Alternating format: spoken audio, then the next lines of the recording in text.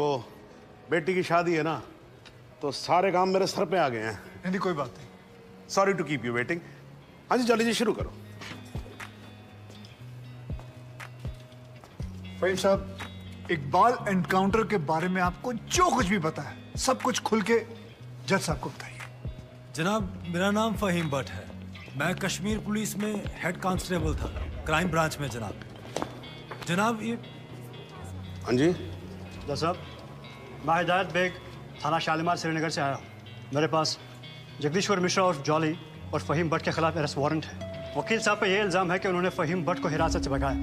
अरे वकील साहब, अब श्रीनगर में क्या करा है यार? यार मतलब हद ही है आजकल वकीलों की। हाँ जी माथुर साहब। जी श्रीमान, बहुत दुख की बात है कि कानून की रक्षा करने वाले ही कानून के साथ जब खिलवाड़ करेंगे तो समाज भ्रष्ट हो जाएगा श्रीमान, प्रजातंत्र नष्ट हो जाएगा। मेरे हिसाब से तुम्हें सरेंडर कर देना चाहिए। रही डेट की बात, केस की बात, तो हमें कोई भी डेट दीजिए, हमें कोई आपत्ति नहीं। जनाब, आप चाहेंगे तो कोर्ट खत्म होते ही हम दोनों कश्मीर पुलिस को सरेंडर कर देंगे, लेकिन उससे पहले आप फहीम भट्ट का बयान जरूर दर्ज कर लीजिए। ये मेरी हाथ जोड़ के विनती है आपसे।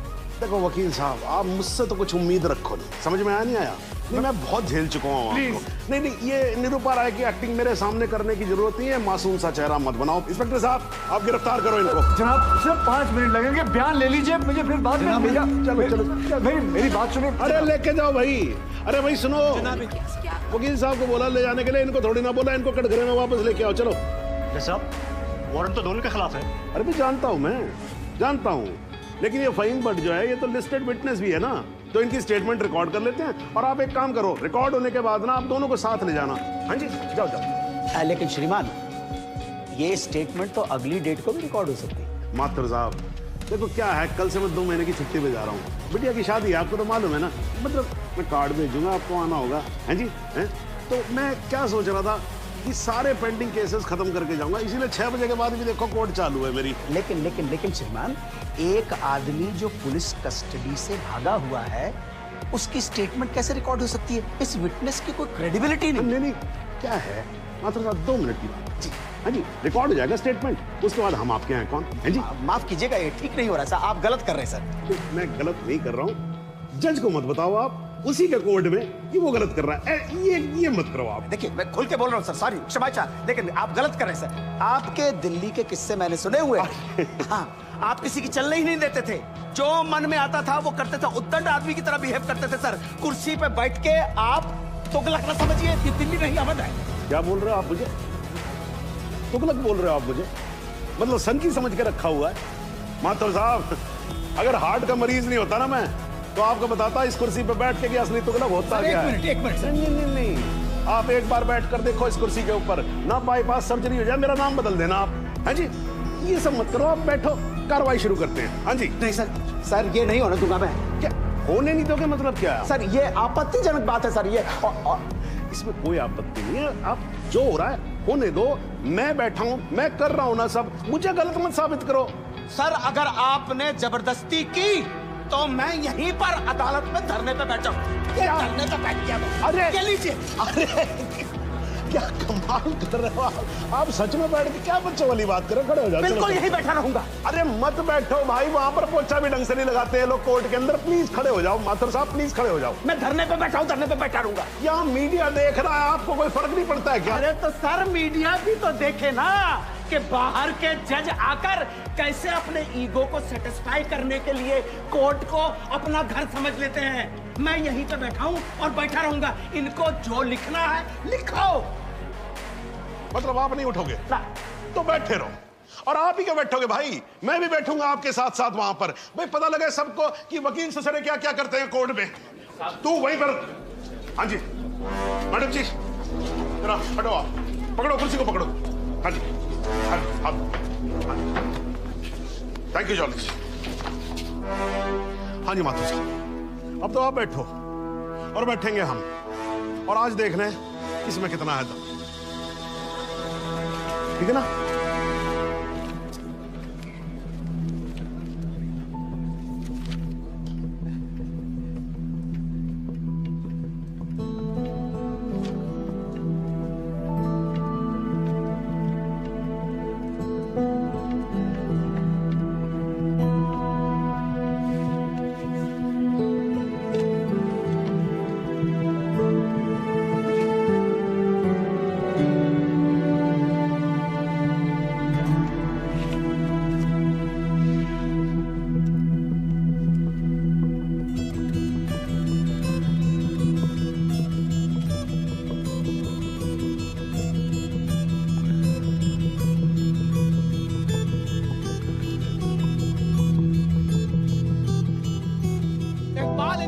केस में आज कोर्ट में जो कुछ भी हुआ वो शायद भारतीय न्याय व्यवस्था के इतिहास में पहली बार हुआ होगा।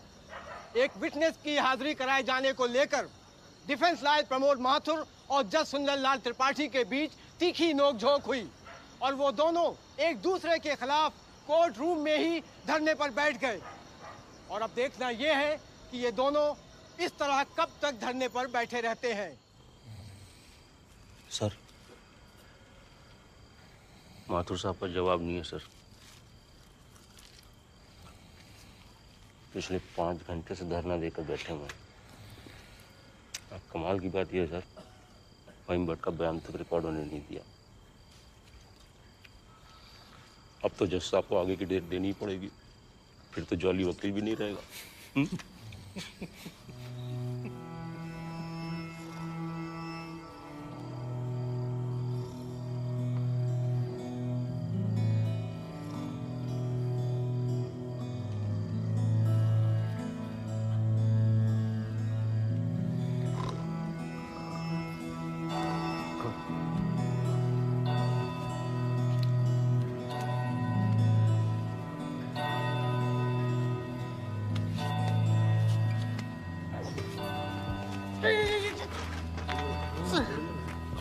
सर,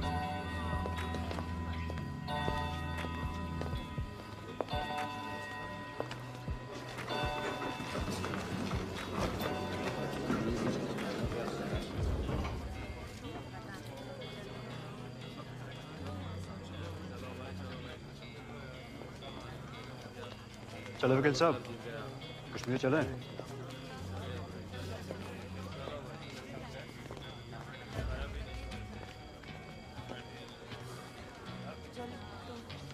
मैं चलता हूँ, अपना ध्यान रखो, ठीक है?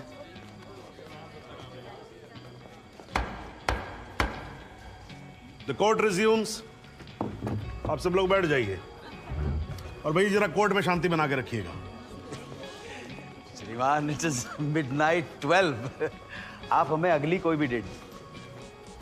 तो माथुर साहब, आपकी पिछली डेट क्या थी? 13 अगस्त। हाँ जी, अब हो गई 14 अगस्त। तो आपकी अगली डेट है 14 अगस्त 12:05 AM। श्रीमान, आधी रात बीत चुकी है, प्रोसीडिंग में तो सवेरा हो जाएगा। आजकल तो सुप्रीम कोर्ट भी भाई 3-3, 4-4 बजे तक काम करता है। थोड़ा आप भी सीख लेंगे तो क्या फर्क पड़ जाएगा। हैं जी? Please sir. नहीं, देखिए माथुर साहब, आपको धरना देना था, आपने धरना दिया, मैंने कुछ नहीं बोला। है जी? अब आपको वॉकआउट करना है तो आप वॉकआउट कर सकते हो, लेकिन आज ही की रात फहीम भट्ट की स्टेटमेंट यहां रिकॉर्ड होगी। हाँ जी, जॉली जी, स्टेटमेंट रिकॉर्ड करवाइए। जी, फहीम।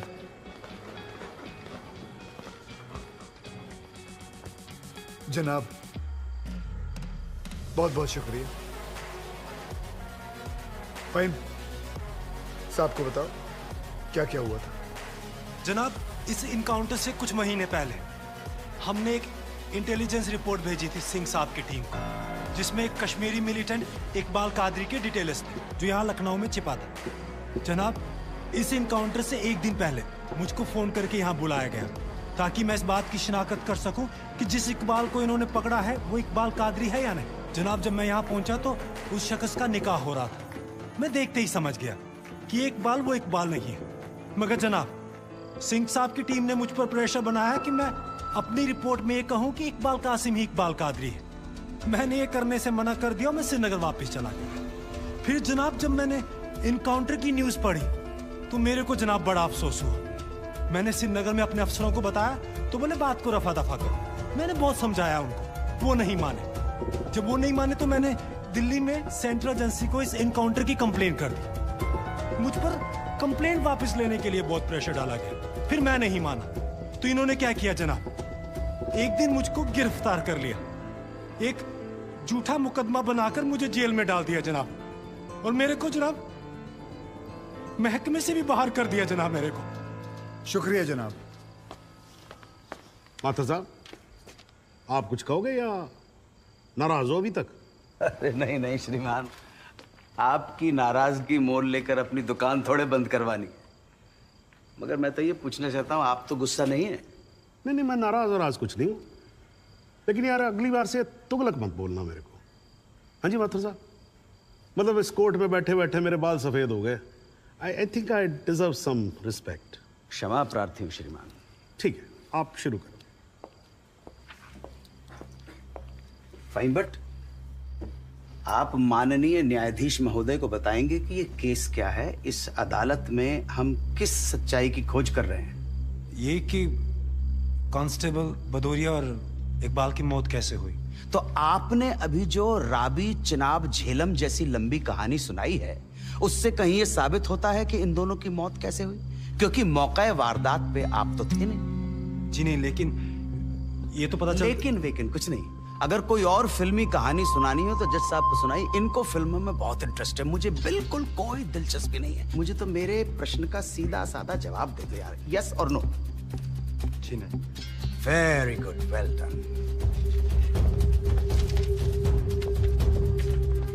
फाइन बट ये अगस्त 2010 में कश्मीर पुलिस ने कुपवाड़ा इंसिडेंट में तुमको 6 महीने के लिए सस्पेंड कर दिया, क्यों? जनाब, इस सवाल का हमारे केस से क्या संबंध है? पंडित जी, अगर कोई संबंध नहीं हुआ ना तो काला कोट पहनना बंद कर दूंगा।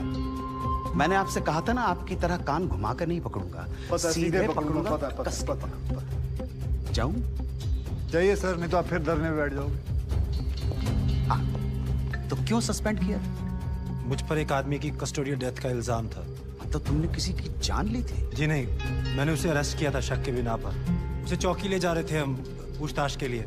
बहुत डरा हुआ था, उसने घबरा के पुलिस वैन से छलांग लगा दी। पीछे से ट्रक आ रहा था, वो मर गया। फाइन, बट एक बात बताओ, चलती वैन में तुम्हारी पकड़ से एक आदमी डर के मारे कूद सकता है, तो क्या ये मुमकिन नहीं है कि उसी डर के मारे कोई अपराधी कूद जाए, कांस्टेबल की बंदूक छीन ले और भागने की कोशिश करे? जनाब, लीड किया जा रहा है विटनेस को। Objection overruled, please sit down. जी ऐसा हो सकता है। तो खुल के कहो ना गुरु, हम सब अच्छी तरह से समझते हैं कि तुम्हारे साथ ऐसा हो चुका है। तो तुमसे बेहतर कौन बता सकता है कि ऐसा किसी के साथ भी हो सकता है, राइट? जी। Very good. बस अब एक आखिरी सवाल। तुमने अभी अपने स्टेटमेंट में कहा कि तुमको 6 महीने के लिए सस्पेंड कर दिया गया था। तुम्हारे खिलाफ केस क्या बनाया गया? मुझ पर इल्जाम था कि मैंने कॉन्फिडेंशियल इंफॉर्मेशन दुश्मन को सप्लाई की। मगर वो इल्जाम झूठा है जनाब।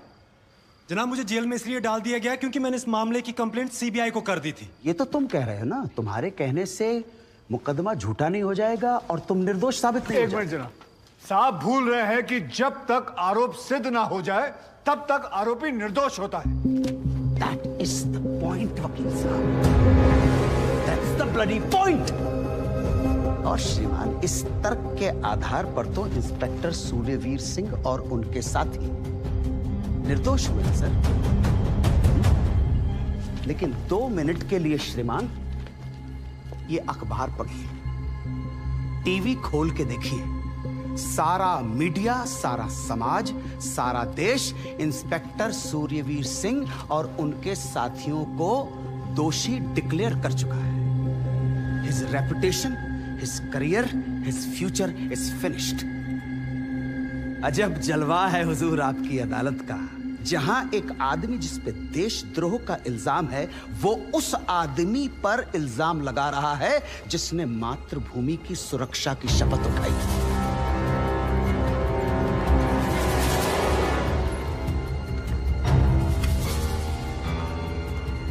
श्रीमान, आज से कई साल पहले इलाहाबाद हाई कोर्ट के बाहर एक बॉम्ब ब्लास्ट हुआ था, जिसमें 9 बेकसूर लोगों की जानें गई थी। मृतकों में हमारे बड़े भाई, हमारी भाभी और 7 साल का भतीजा भी शामिल था। इसी आतंकी हमले में हमारे बाबूजी पूजनीय श्री जुगल किशोर माथुर भी घायल हो गए, मगर फिर भी वो आज यहां आए। आधी रात को श्रीमान ये देखने आए हैं कि आप किसके साथ खड़े हो। और श्रीमान, मैं ये पूछना चाहता हूं कि क्या ये न्यायालय इतना कमजोर है कि फैसला भी नहीं कर पा रहा है कि देश को सूर्यवीर जैसे अफसरों की जरूरत है या इकबाल कादरी जैसे हत्यारों की? और श्रीमान, अंत में सिर्फ इतना निवेदन करना चाहता हूं कि हम कितना ही अनजान बने रहें, कबूतर की तरह आंखें बंद करके बैठे रहें, लेकिन हकीकत यह है श्रीमान that we are in a state of war. और किसी विद्वान ने बड़ा सही कहा है, everything is fair in love and war. बाकी श्रीमान न्याय आपके हाथ में। प्रमोद बात करके प्रणाम से बात करें।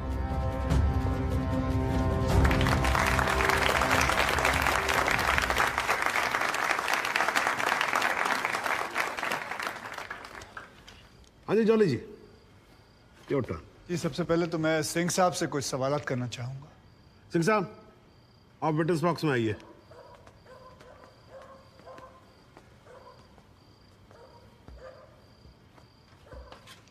सिंह साहब, आप जरा कोर्ट को बताएंगे कि अगला क्रिकेट वर्ल्ड कप कौन जीतेगा? भाई ये किस तरह का सवाल हुआ भाई वकील साहब? हैं? ठीक है जज साहब, कुछ और पूछ लेते।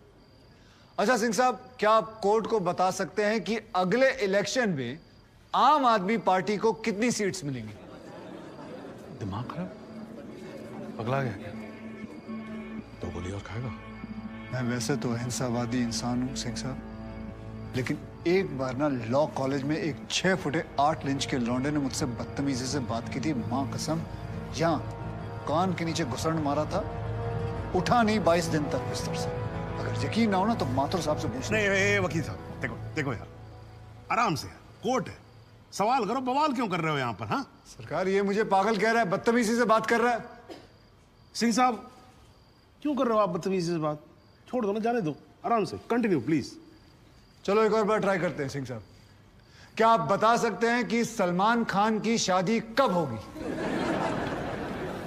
अरे वकील साहब क्या बातें कर रहे हो? इंस्पेक्टर हैं वो, जोशी थोड़ी ना है। अगर ये जोशी नहीं है तो फिर इन्हें कैसे पता था कि ठीक सुबह 6:45 पे इकबाल को पेशाब आएगा?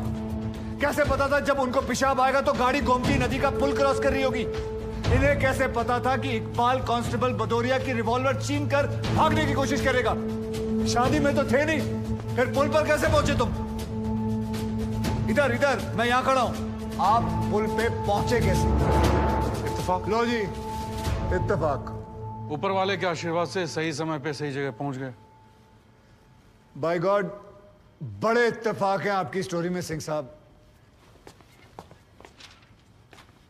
जनाब, मेरे पास ये इनके 25 एनकाउंटर का कच्चा चिट्ठा है। ऐसे इत्तेफाक कई बार हो चुके हैं इनकी जिंदगी में। अपराधी गोली चलाने वाला होता है कि पहुंच जाते हैं शक्तिमान बनकर, और सिर्फ लखनऊ में नहीं बल्कि दूसरे शहरों में भी। जनाब, इनके 25 एनकाउंटर में से 19 के खिलाफ मारे गए लोगों के परिवार वालों ने शिकायतें दर्ज की हुई हैं, लेकिन आज तक एक भी मामले में निष्पक्ष जांच नहीं की गई।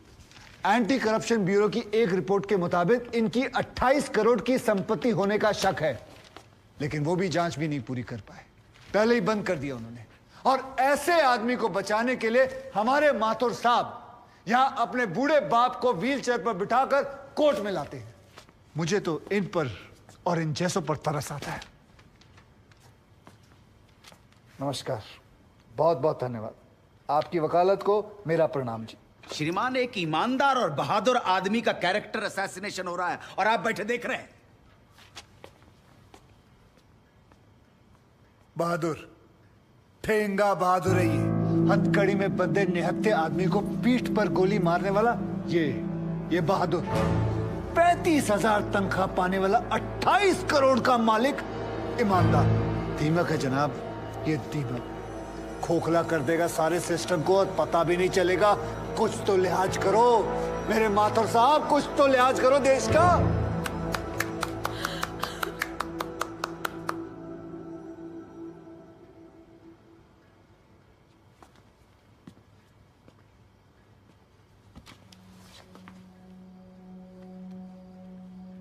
मैं जुगल किशोर माथुर साहब का दर्द समझ सकता हूं। मेरी वजह से तो एक औरत ने अपनी जान ली थी और मैं महीनों चैन से नहीं सो पाया था। लेकिन माथुर साहब ने तो अपनी बेटी, बहू और पोते को खोया। उनका दर्द उनके अलावा इस कोर्ट में सिर्फ एक ही आदमी समझ सकता है।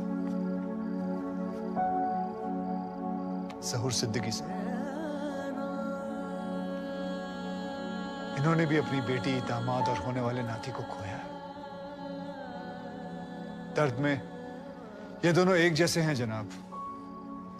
अब इन्हें जुगल किशोर सिद्दीकी कहूं या फिर इन्हें सहूर किशोर माथुर, कोई फर्क नहीं पड़ता। जनाब, गोमती नदी के पुल पर उस दिन 2 जानें गई थी। एक 12 घंटे पहले दूल्हा बने, हाथों में मेहंदी लगाए इकबाल कासिम की थी, और दूसरी 20 दिन में रिटायर होने वाले कांस्टेबल बलदेव सिंह भदौरिया की। और जनाब, ये हैं कांस्टेबल भदौरिया की पत्नी, जो अपने पति को खो चुकी है और जेल में बंद अपने बेटे की बेल करवाने के लिए कोर्ट के चक्कर काट रही है। अब इन्हें क्या कहेंगे माथुर साहब? मुस्कुराइए, आप लखनऊ में। सच सुना तो नजरें फेर ली माथुर साहब। ओ माथुर साहब, इत्तेफाक सिर्फ तुम्हारे साथ नहीं होते सिंह, ऊपर वाले की बड़ी कृपा है मुझ पर। इस दफा एक इत्तेफाक मेरे साथ भी हुआ है। बाय गॉड, मजा आएगा। पंडित जी को लाइए, लाइए जल्दी।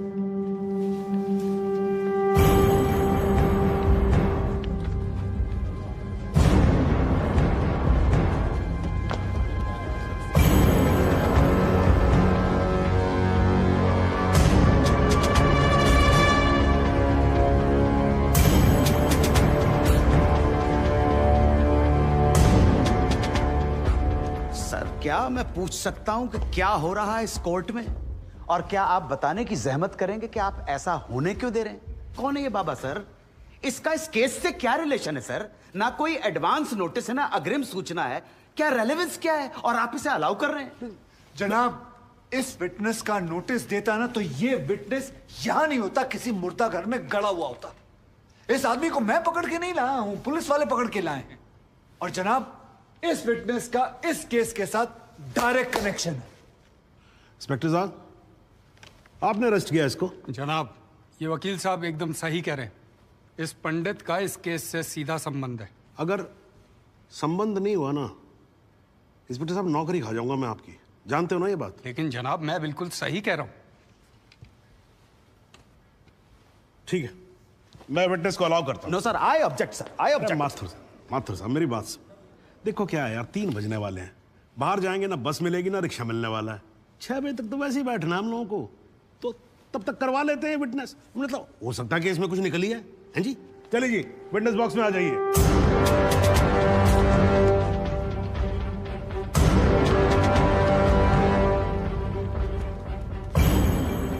नमस्कार पंडित जी, क्या हाल है आपका? घरेलू कपड़े वपड़े टीका शीका लगा के पूरी तैयारी में आए हैं। फहीम भट्ट साहब, खड़े होइए। कोर्ट को बताइए कि इन पंडित जी का नाम क्या है? मोहम्मद इकबाल कादरी। हैं जी? मोहम्मद इकबाल कादरी। मोहम्मद इकबाल कादरी। इसको कहां से अरेस्ट कर लिया जी आपने? जनाब, मथुरा से 1 साल से वहां छुपा हुआ था, साधु का भेष बनाकर। ये तो कमाल हो गया। जज साहब, इंस्पेक्टर महोदय झूठ बोल रहे हैं। हमारा नाम इकबाल कादरी नहीं है, हमारा नाम तो रामकृष्ण सारस्वत है। हम तो निरीह ब्राह्मण हैं, ब्रह्मचारी हैं। हाँ, जम्मू के रहने वाले हैं, उस वजह से भाषा में थोड़ी कश्मीरी झलक है, लेकिन हम वो नहीं है जो बताया जा रहा है। ये देखिए हमारा आधार कार्ड और voter ID card. Om Prakash ji, जरा लेके आओ से, लाओ जरा, फटाफट लेके आओ। जनाब, ये पंडित सरासर झूठ बोल रहा है। इसने पुलिस को खुद स्टेटमेंट दिया है, जिसमें इसने खुद कहा कि ये इकबाल कादरी है। कंधे के ऊपर उत्तर प्रदेश पुलिस के 2 स्टार लगा रखे हैं। इतना मालूम नहीं है कि पुलिस को दी गई स्टेटमेंट कोर्ट में एडमिसेबल नहीं है। जनाब, ये इंसान एक ट्रेंड मिलिटेंट है। नकली आधार कार्ड बनाना कोई मुश्किल काम नहीं है, आप अच्छी तरह जानते हैं। और फहीम भट्ट भी इसको आइडेंटिफाई कर चुके हैं। सर, ये अपनी आइडेंटिटी छुपा रहा है। श्रीमान यहाँ आइडेंटिटी छुपा नहीं रहा है, अपनी आइडेंटिटी बता रहा है। कैसे बताएगा अपनी आइडेंटिटी? हम सब कैसे बताएंगे सर? आप सुंदरलाल त्रिपाठी हैं, मैं प्रबोध माथुर हूँ, ये पंडित जी हैं कानपुर वाले, कैसे पता पड़ेगा? किसी आधार कार्ड से, राशन कार्ड से या पासपोर्ट से। सबूत आपके सामने है सर, संदेह की कोई बात ही नहीं। और वैसे बता दूं सर, निवेदन कर रहा हूं, ये जो पंडित जी है ना, ये ऑलरेडी झूठा गवाह पेश कर चुके हैं। बार एसोसिएशन ने इनका लाइसेंस रद्द कर दिया। चंद घंटों के मेहमान है ये वकीलगिरी से सर, इनकी बात को सीरियसली नहीं लिया जाए। माथुर साहब, चंद घंटे तो है ना, लड़ लूं ना तब तक तो लड़ सकता हूं ना। जॉली साहब, ये देखो यार, कोर्ट में लड़ने वड़ने की बात मत करो आप। नहीं, माथुर साहब एकदम ठीक बोल रहे हैं। मुझे लगता है पुलिस से कोई गलती हो गई है। बाबा जी सॉरी, आप जा सकते हो। एक मिनट जॉली जी, आप वहीं रुके। एक मिनट सर, मैं आपसे हाथ जोड़ के विनती करता हूँ, मैं इससे कुछ सवालात करना चाहता हूँ। मैं बड़ी मुश्किल से इसको लेके आया हूँ। मैं एक मौका मुझे दे दीजिए। नहीं, आपने क्या कहा था? अभी ऑटो बस कुछ नहीं मिलने वाला, एक मौका। एक मिनट, आप चिल्लाना बंद करोगे जरा? 2 मिनट चुप रहोगे आप? गलती हो, 2 मिनट चुप रहो।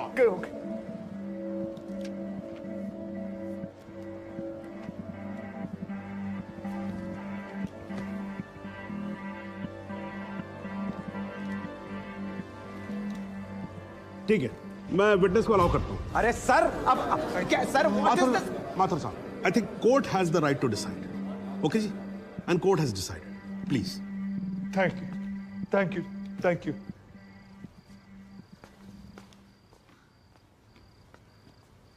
तो आप निरी ब्राह्मण ब्रह्मचारी, तो फिर धर्म का बड़ा ज्ञान होगा आपको। अवश्य है। मैं भी कान्यकुब्ज ब्राह्मण हूं, वो भी जनेऊधारी। तो चलिए 2 ब्राह्मणों के बीच में शास्त्रार्थ हो जाए। पूछिए, क्या पूछना है? चलिए गायत्री मंत्र सुनाइए।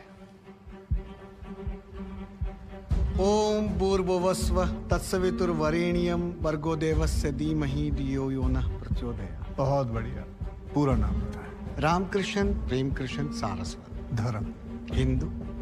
हिंदू धर्म में कितने वेद हैं? 4। नाम बताएं। ऋग्वेद, सामवेद, यजुर्वेद, अथर्ववेद। 4 युगों के नाम बताएं। सतयुग, द्वापर, त्रेता, कलयुग। वर्ण कितने हैं? 4। ब्राह्मण, क्षत्रिय, वैश्य, शूद्र। आपका वर्ण क्या है? ब्राह्मण। कौन से ब्राह्मण? गौर ब्राह्मण। कौन से गौर? सांडे गौर। गोत्र? शांडिल्य। प्रवार? वशिष्ठ। वेद? यजुर्वेद। उपवेद? बेतरियाणी। मुख? श्रीमुख। कुल देवता? सप्तसुरी। चरण? वाम। बिस्वा? या अल्लाह, इससे आगे भी होता है। क्या कहा आपने? बिस्वा नहीं पता। बिस्वा नहीं पता। बिस्वा से पहले क्या कहा? बिस्वा से पहले क्या कहा इकबाल कादरी? लानत है तेरे पे इकबाल कादरी, लानत है। अब तो अल्लाह का नाम भी आ गया जुबान पे। अब तो सच बोल। देख, तू कुछ भी कर ले, तू बचेगा नहीं। कब तक जिएगा झूठ की जिंदगी? अस्तगफिरुल्लाह। 91 पोस्ट क़यामत के 2 कुछ बुद्धि खुदाइश।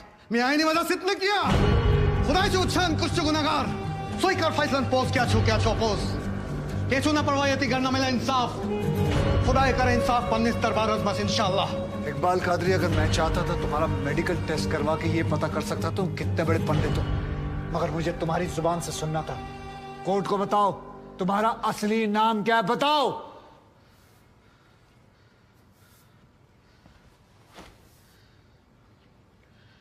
जज साहब, मेरा नाम मोहम्मद इकबाल कादरी है। मुझे सिंह साहब ने अरेस्ट किया था। मैं उनकी कस्टडी में था, लेकिन उन्होंने मुझे कोर्ट में पेश नहीं किया। मैं जानता था कि वो मेरा एनकाउंटर करने वाले हैं। एक दिन मौका देखकर मैंने उनसे कहा कि अगर वो मुझे जाने देंगे तो मेरे आदमी उन्हें बहुत सारा पैसा देंगे, और उन्होंने मेरी बात मान ली। इसे लेके कहाँ जा रहे? सिंह साहब ने आजाद कर दिया। जा रहा आजा। सिंह साहब को कितने पैसे दिए? 50 लाख, 25 लाख एडवांस और 25 एनकाउंटर के बाद। आई ऑब्जेक्ट श्रीमान।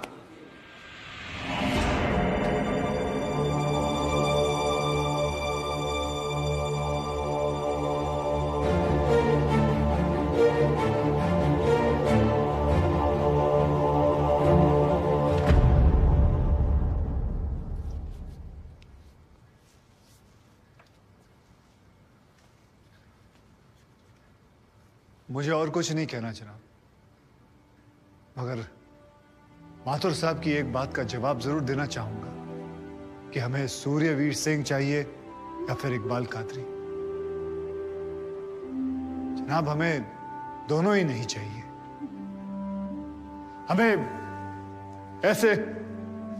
ऐसे कादरी नहीं चाहिए जो बेगुनाह लोगों को मारना जिहाद समझते हैं, लेकिन हमें ऐसे सूर्यवीर सिंह भी नहीं चाहिए जो पैसों के लिए एक मिलिटेंट को छोड़ देते हैं और किसी बेकसूर की जान ले लेते हैं।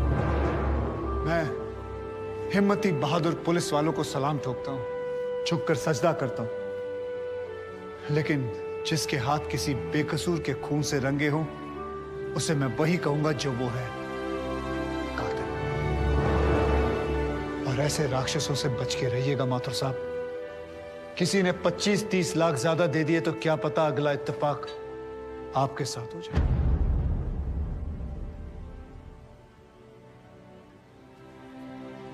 हाँ, तो मैं सिर्फ इतना ही कहना चाहूंगा कि इस दुनिया के सबसे बड़े जाहिल ने कहा था कि इश्क और जंग में सब कुछ जायज है, क्योंकि अगर ऐसा है तो फिर बॉर्डर पर सिपाहियों के सर काटने वाले भी जायज है और जवान लड़कियों पर एसिड फेंकने वाले आशिक भी, क्योंकि अगर ऐसा है तो फिर इकबाल कादरी भी जायज है और सूर्यवीर सिंह भी।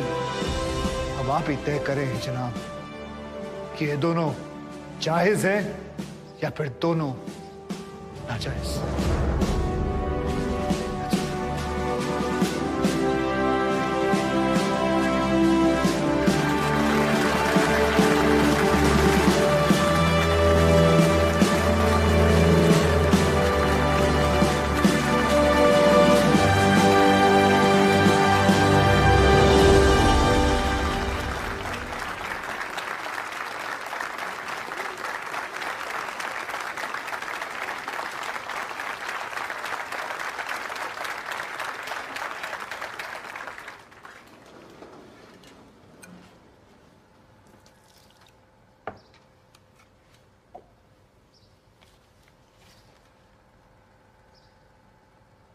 सालों में एक बार कभी कोई ऐसा केस आता है जब इस कुर्सी पे बैठने का अफसोस नहीं होता है।